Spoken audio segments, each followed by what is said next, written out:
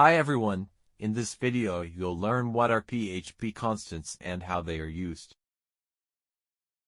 Constants are similar to variables, but once they are defined, they cannot be altered or undefined. A constant is an identifier name for a fixed value that remains unchanged throughout the script. A valid constant name begins with a letter or an underscore without a $sign before it. Note that unlike variables, constants are automatically global throughout the entire script.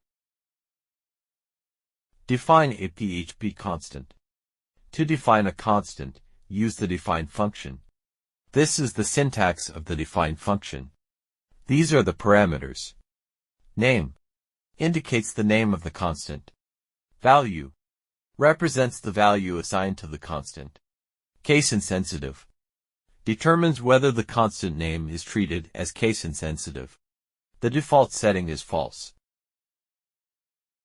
Note that defining case insensitive constants has been deprecated since PHP 7.3. Starting from PHP 8.0, only false is accepted. Using true will trigger a warning. Define a constant with a case-sensitive name.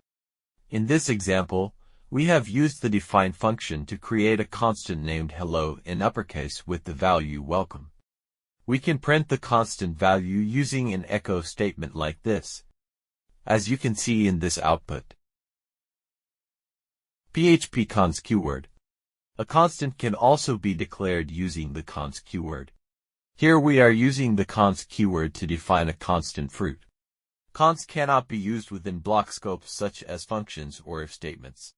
Meanwhile, define can be used to declare constants even inside block scopes. PHP constant arrays.